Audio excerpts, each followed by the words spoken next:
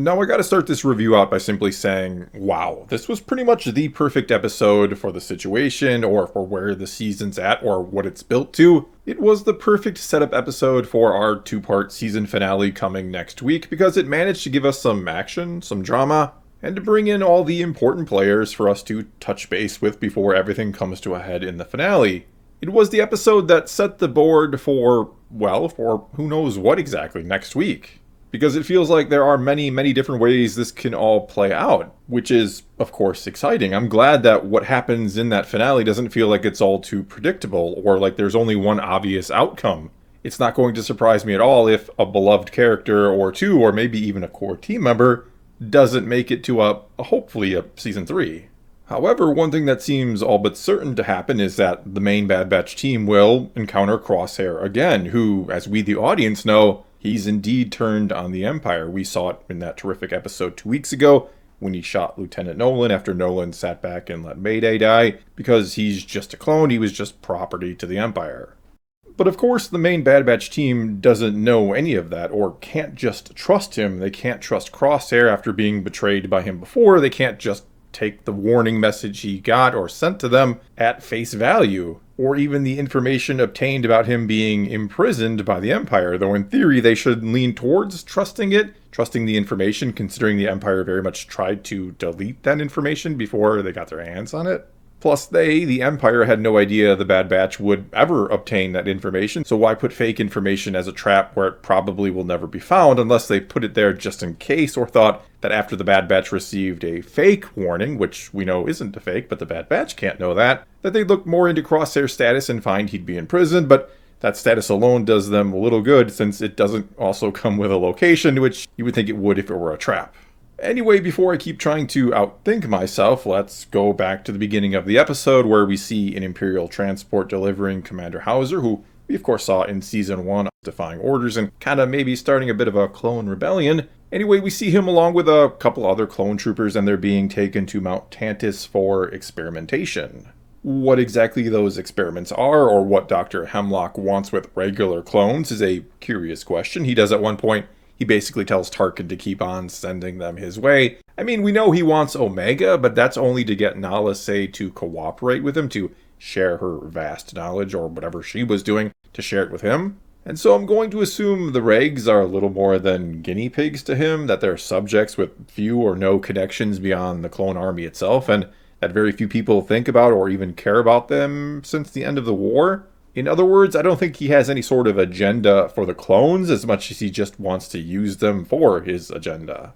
And speaking of Hemlock, I am liking this character. He's cool, he's calm, and I don't know, there's just something about him. Despite not really knowing much about him, or anything at all really, other than what he's kind of up to, that he again is experimenting on the regular clones. I mean, he's basically kind of a mustache-twirling villain at this point. He does evil things or evil experiments because he's evil. But for whatever reason, that's not bothering me too much because the little bit of characterization we have got has been pretty good, and I have hopes that eventually we'll get more from him because I am intrigued. Either way, getting back to it, this transport with Hauser and I think it was 2 other clones is intercepted by Echo and Gregor, and with them is Nemec and Fireball, who are, unless I'm forgetting some obscure Clone Wars appearance, these are brand new clones who are part of the Clone Liberation Network, essentially. And noticeably absent for this rescue was Rex. I wonder what he's up to, and if we're going to see him in next week's finale at all. I mean, he's not one of the clones we have to worry about dying. We know he lives even past Return of the Jedi. But I just love seeing him because he's probably my favorite clone. That's really hard to determine. Anyway, during the rescue, as kind of mentioned before, Echo manages to download a bit of data that the Empire was trying to quickly delete. We even see yet another Imperial officer use the, let's call it, electric suicide capsule. And I really like the nice detail of the officer trembling before he used it, which I at first thought he was just nervous or scared about being captured, but turns out he was nervous about offing himself. We're then taken to Mount Tantiss, where we see Crosshair is being tortured. As also talked about before, Dr. Hemlock is trying to find Clone Force 99, or more specifically, trying to find Omega in order to hopefully get Nala Se to cooperate with him, since that just might be the last person or even thing in the whole galaxy she cares about with her people now gone. Crosshair, of course, doesn't know where they are and refuses to cooperate and gets further tortured until eventually escaping, which was maybe by design. Maybe they wanted him to get a message out there, who knows? Either way, instead of trying to escape himself, not that he was in any condition to escape or that he even could, as the assistant pointed out to him, he instead sends a warning message to his fellow teammates, which is almost certainly going to lure them in the finale, that they're going to try to rescue Crosshair, that they're going to take the chance that he has turned on the Empire and that they can maybe get their brother back.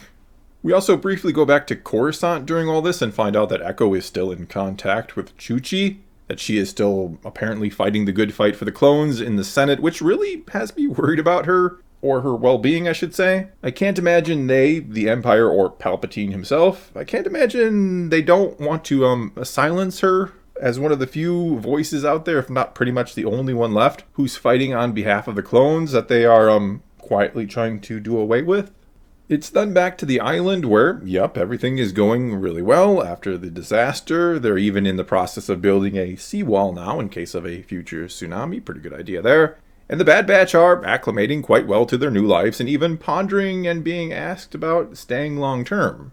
And here we're just building more off of last week's episode that showed us the whole team could find a new life for themselves, somewhere where they could be just happy, where they don't have to just be soldiers. As Shep even points out to Hunter, they can be more than that.